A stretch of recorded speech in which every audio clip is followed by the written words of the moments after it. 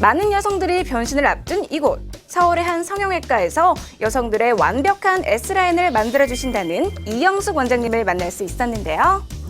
사실 겨울에는 옷이 두껍다 보니까 조금 찌고 그래도 이따가 이제 따뜻한 봄이 오면서 옷이 얇아지면 걱정을 하게 되는 거죠. 그래서 겨울 동안 쪘던 살들을 좀 빼야 되겠다. 그리고 작년에 실패했던 다이어트를 올해는 꼭 성공해 보리라, 이런 분들이 많이 찾아오고 계세요. 모든 여성들의 적은 정해져 있죠? 오늘 병원을 찾은 환자분의 고민도 바로 복부와 다리라고 하는데요. 요즘 스키니 다리라고 해갖고 보통 다리로는 다닐 수가 없는 사회적 풍조 때문에 전 보통 다리라고 생각하지만 이 다리 듣고 못 다니겠더라고요, 분위기상. 네. 이게 지금 지방 1kg예요. 생각보다 우리가 1kg 빼기 되게 어려운데 1kg 빼도 요만큼 지금 빠지는 거거든요. 지금 보이는 모형이 지방 1kg이라고 합니다. 와, 보고 나니 다이어트 의욕이 절로 생기는 것 같았는데요. 크게는 체형관리 시술은 두 가지가 있다고 생각하시면 돼요. 그러니까 수술을 통해서 나의 노력은 없이 일단 지방을 빼내주는 거기 때문에 그런 수술을 통해서 체형관리를 할 수 있는 게 한 가지가 있고요. 그 다음에는 이제 비수술적인 방법들이 있는데, 군살과 셀룰라이트를 없애주는 데는 비수술적인 방법이 더 효과적이라고 하는데요. 고주파 에너지와 흡입 기능이 결합된 장비로 지방 세포와 부피를 줄이는 4D 멀티지방 분해술. 네, 이거는 이제 4D 멀티 지방 분해술이라고 해서 우리가 사실 지방을 줄여주고 녹여주고 하는 시술들이 굉장히 다양하게 있는데요. 이거의 특징은 일단 큰 고통 없이 편안하게 받을 수 있다는 게 가장 큰 장점이고요. 이 시술 같은 경우에는 뜨거운 열을 이용해서 지방을 분해시켜주면서 지금 흡입 기능이 같이 있어서 약간 당겨주면서 열을 넣어주기 때문에 더 깊이까지 넣어줄 수 있고, 또 셀룰라이트라든지 단단하게 뭉친 부분을 흡입 기능을 통해서 좀 풀어주는 역할도 같이 하고요. 그리고 느낌은 굉장히 좀 시원해요. 4D 멀티지방 분해술은 고통 없이 부드럽게 시술이 가능해 일상생활로 바로 복귀가 가능하게 해준다고 하는데요. 무엇보다 이제 수술 같은 거 무서워하시는 분들이 좀 잘 받으실 수 있을 것 같아요. 무서워하시는 분들도. 되게 시원하고 되게 마사지 받는 느낌이 되게 좋아요. 통증 없이 효과적인 지방 분해 효과를 볼 수 있는 피팅 지방 파괴술은 피부 탄력까지 증가시켜 매력적인 바디라인을 만들어준다는데요. 고주파 레이저를 이용해 주변에 남아있는 지방 대사까지 촉진시키는 부분 비만 치료법이라고 합니다. 종아리가 진짜 지방량이 절대적으로 많지는 않고 조금 있는 거라서 흡입을 해서 많이 뺄 만큼의 지방량은 별로 없거든요. 그래서 요즘은 수술보다는 이런 레이저나 주사나 이런 거 비수술적인 걸로 많이 하시고요. 하지만 완벽한 S라인이 복부와 매끈한 각선 미만으로 만들어지는 것은 아니죠. 완벽한 S라인을 만드는 데 중요한 또 한 가지가 있다고 하는데요.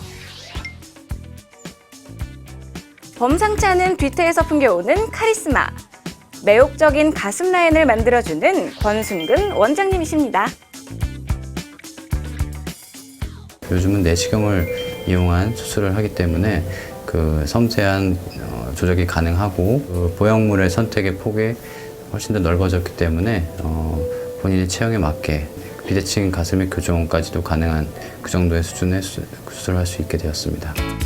가슴 성형에 있어 가장 중요한 것은 의료진의 풍부한 지식과 경험, 노하우를 통해 개개인에게 가장 적합한 시술을 구현하는 것일 텐데요. 예쁜 옷을 입으면 나타나는 V라인과 자연스럽고 풍만한 라인을 위해선 보형물 선택도 중요하다고 합니다. 일단 보형물의 모양에 따라서 라운드 타입과 물방울 보형물이라고 하는 아나토미컬 타입의 보형물, 크게 두 가지로 나눌 수가 있고요. 큰 차이점이라면 스무스 타입 같은 경우에는 마사지를 좀 해야 된다는 그런 특징이 있고요. 텍스처 타입 같은 경우에는 마사지를 해서는 안 된다는 특징이 있습니다. 물방울 보형물, 그러니까 아나토미컬 타입에 관한 보형물을 보여드린다면 이렇게 옆에서 봤을 때 상단 부위는 좁고 아래쪽으로 내려올수록 볼륨감이 더 강조가 되는 이런 모양의 보형물을 우리는 아나토미컬, 즉 물방울 보형물이라고 하는데 실제 가슴에 가장 흡사하게 만들었다고 해서 최근 많이 사용하고 있는 보형물입니다. 아름다운 S라인을 만들기 위해서 우리가 꼭 알아야 할 몇 가지 진실들, 스튜디오에서 계속 이야기 이어가도록 하겠습니다. 네, 영상 잘 봤습니다. 영상을 통해서 이제 가슴 라인 관리하는 법도 그리고 체형 관리하는 그 영상을 봤는데요. 보다 더 자세한 얘기를 나누기 위해서 이 자리에 리젠 성형외과 가슴 수술 전문 권순권 원장님 모셨습니다. 어서 오세요. 안녕하세요. 네, 안녕하세요. 권승곤입니다. 아, 정말 미남이세요. 예. 원래 그 경제와이드 스튜디오에는 미남은 한 명만 존재할 수 있는데. 누군데요? 예? 남자 한 명 있어요. 근데 그래요? 오늘은 미남이 2명이 됐습니다. 자, 아무래도 이제 전문가시다 보니까 제가 이제 개인적으로 궁금한 거 좀 여쭤볼게요. 혹시 네. 뭐 채미 씨도 그렇고 우리 세희 씨 네. 선생님께서 보셨을 때 성형민 느낌이 난다. 혹시 이런 분 계시나요? 아니 그런 얼굴이 근데 왜 질문할 때부터 빨개졌어요? 글쎄요. 시끄럽네요. 성형미는 없으신 것 같고요. 네. 시술미는 좀 있으신데. 네, 알겠습니다. 더 자세한 이야기가 나오기 전에요. 빨리 다른 이야기 해보도록 할게요. 선생님, 아름다운 가슴 라인 만드는 그런 또 트렌드가 요즘 변화했다고요? 네, 예전에는 무조건 좀 크게 가슴을 만드는 그런 추세였다고 한다면 네. 요즘은 그 본인의 몸매와 어울리는 자연스러운 가슴을 만들려고 하는 그런 추세라고 말할 수가 있습니다. 키나 어깨, 허리, 힙 라인에 어울리는 적합한 사이즈로 그 가슴의 폭과 높이 그리고 돌출 정도와 경사도 등을 3차원적 형태로 잘 분석을 해서 가슴 성형을 하고 있죠. 네. 요즘 들어보니까 이 어떤 움직임에도 자연스러운 성형이 유행이라고 하더라고요. 그리고 네네. 또 수술 방법도 뭐 지방 이식, 보형물 종류가 다양하고 또 보형물의 종류도 뭐 날로 발전하고 있다고 하던데 사실인가요? 네, 보형물의 종류도 굉장히 다양해지고요. 그 네. 사이즈도 굉장히 다양해졌는데요. 지금 보시는 이런 보형물들이 그 다양한 보형물들의 일부입니다. 예, 저는 네. 사실 네. 바라보기만 해도 부끄러운데 선생님은 이제 전문가시니까 그렇죠. 조심없이 봐주시네요. 예. 예. 이렇게 표면이 매끈매끈한 스무스 타입의 보형물이 있고요. 네. 표면이 거친 텍스처 타입의 보형물도 있는데 이런 보형물은 그 물방울 보형물이라고 해서 그 인체의 가슴 모양이 가장 흡사하게 만들어진 보형물도 요즘은 새롭게 사용을 하고 있습니다. 네. 저는 궁금한 게 이 안에 있는 실리콘이 들어가는 건지 아니면 이 보형물 자체가 들어가는 건지 궁금하거든요. 이 보형물은 코에시브 겔이라고 하는 물질을 그 쉘이라는 구조물이 싸고 있는 형태로 되어 있는데 실제로 들어갈 때는 그 쉘의 덮이채로 인체로 들어가게 되어 있습니다. 네. 실제로 뭐 매스컴을 통해서 무슨 뭐 F컵 여성이다, G컵 여성이다 뭐 이렇게 등장을 하면서 좀 가슴 성형에 대한 그 관심들이 더 높아진 것 같은데 사실 뭐 그거에 관한 정말 많은 얘기들이 있잖아요. 맞습니다. 그래서 준비했습니다. 네. 여러분께 정확한 정보를 드리기 위해 가슴 성형 진실 혹은 거짓을 준비했는데요. 원장님 준비되셨나요? 네, 준비되었습니다. 자, 그러면요. 준비되셨다고 하니까 네. 제가 첫 번째 질문 바로 드리도록 할게요. 가슴 성형이 육안으로 확인 가능하다? 어떨까요? 셀 씨는 어떠세요, 우선? 저는 가능할 것 같아요. 왜 이렇게 누웠을 때 네. 옆으로 자연스럽게 퍼지면 수술을 하지 않은 것이고 이렇게 예. 누웠을 때 모양이 부자연스러우면 뭐 수술을 했다 이런 말이 있잖아요. 예. 근데 그건 저는 어쩔 수 없는 것 같아요. 선생님, 그런가요? 정답은요? 정답은 X로 하겠습니다. 오. 실제로 그 예. 가슴 성형은 육안으로 구별하기가 요즘은 쉽지 않습니다. 그 수술 방법 자체가 많이 발달을 하였고요. 지금 현재 사용하고 있는 코에시브 겔은 그 모양과 촉감 등이 굉장히 자연스럽기 때문에 네. 추측은 가능하지만 실제로 수술 여부를 정확하게 판단하기는 어렵습니다. 저는 이 말이 인상이 남네요. 추측은 가능하지만 여부를 확인할 수는 없다. 그래요. 아무튼 요즘 이제 그 가슴 확대 수술을 이제 보형물을 통해서 이제 많이 하잖아요. 그러다 보니까 이런 얘기가 나오는 것 같습니다. 두 번째 질문 드려볼게요. 보형물의 유효 기간은 10년이다. 어떤가요, 선생님? X를 드리겠습니다. 10년이 아닙니까? 네, 과거에는 그 보형물로 생리식염수 보형물을 많이 사용을 하였었는데요. 네. 현재 사용되고 있는 보형물의 대부분은 코에시브 겔 보형물이고요. 이 코에시브 겔은 반고체 상태로 그 생리식염수 보형물보다 그 파손 가능성이 훨씬 적습니다. 네. 따라서 10년 이상 그 수명이 된다고 볼 수가 있고요. 네. 하지만 이런 그 보형물을 넣는다 하더라도 만약의 사태에 대비해서 그 정기적인 검사를 통해서 그 보형물의 파손 여부를 확인을 하는 것이 좋습니다. 네, 다음은 세 번째 질문인데요. 네. 많은 분들이 좀 걱정하는 요소 중에 하나일 것 같아요. 가슴 수술을 하면 큰 흉터가 남는다. O일까요? X일까요? 저는 X라고 얘기를 하고 싶네요. 예. X라고 얘기를 하고 싶다. 이거는 이제 어떤 말씀인지 좀 이렇게 설명을 들어봐야 할 것 같아요. 네, 실제로 이 가슴 보형물을 넣기 위해서는 절개가 이루어지는데요. 네. 그 절개의 흉터를 최소한으로 하기 위해서 저희는 절개 부위를 겨드랑이나 가슴 밑선 그리고 유륜 주변의 그 절개를 통해서 수술을 하고 있습니다. 네.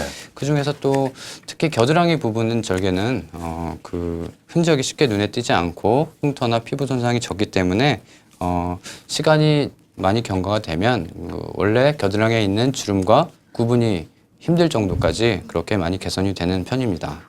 그렇군요. 저 네 번째 질문 드리도록 하겠습니다. 가슴 성형을 하면 구형 구축이 생긴다? 그런데 사실 구형 구축이 뭔지 모르겠거든요. 먼저 좀 설명을 해주시죠. 네, 일단 구형 구축에 대해서 설명을 드리자면은 우리 인체 내에 보형물이 들어갔을 때 우리 인체는 면역 기전에 의해서 그 보형물을 둘러싸는 막을 형성하게 되는데 이 막이 지나치게 두껍게 형성이 되어서 그 수술 부위가 딱딱해지거나 그 모양이 변형되는 것을 구형 구축이라고 합니다. 그렇다면 본 질문으로 돌아가서요. 성형을 하게 되면 구형 구축이 생기나요?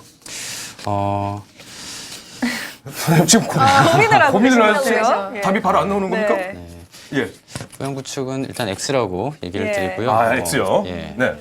제가 보충 설명을 좀 드리자면은 그 구형 구축을 그 상담하러 오시는 분들이 질문하시는 것 중에서 가장 많이 질문하시는 게 그 구형 구축에 대한 건데요. 그 가슴 확대 수술 후에 그 가슴 그 보형물 주변 부위가 딱딱해진다면은 구형 구축을 의심해 볼 수가 있습니다. 하지만 최근에는 수술 방법이 많이 개선이 되었고 보형물의 그 성상도 많이 발전이 되었기 때문에 구형 구축 발생률이 현저히 줄어들고 있고요. 네. 아주 드물긴 하지만 구형 구축이 발생한 경우에도 저희가 그 구형 구축을 해결할 수 있는 수술법이 또 다양하게 있기 때문에 크게 걱정하지 않으셔도 괜찮습니다. 네. 자, 그러면 다음 질문 한번 드려볼게요. 가슴 수술을 하면은 모유 수유를 할 수 없다? 네, 이거는 이 뭔가 얘기가 참 연관이 있을 것 많잖아요. 같아서 예.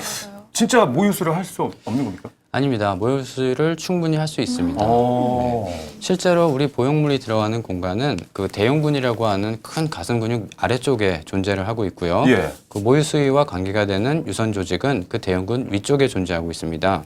그 따라서 그 근육의 큰 근육에 의해서 두 공간이 분리가 되어 있고요.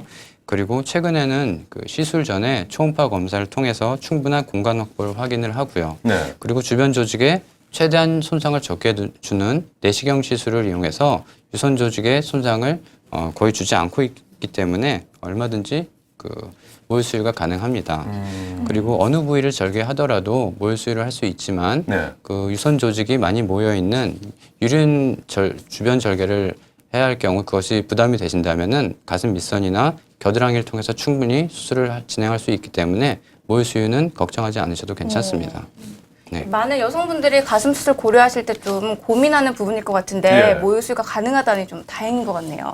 그러면 이제 마지막 질문인데요. 가슴 수술을 하게 될 경우 유방암에 걸릴 확률이 높아진다. 이거 정답이 뭔가요?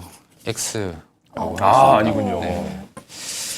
일단 저희가 그 가슴 수술을 진행하기 전에 그 유방암 진단이 가능한 시스템과 장비를 구비해 놓고 있고요. 초음파 검진을 통해서 사전 검사를 시행하게 되면 오히려 유방암 진단을 조기 진단이 가능하기 때문에 그 더 안전하다고 할 수가 있습니다. 그 유방암이 발견되었을 경우에는 그 바로 치료 단계로 들어갈 수가 있고요. 따라서 그 치료에 있어서도 훨씬 효과적이고 안전하다고 할 수 있습니다.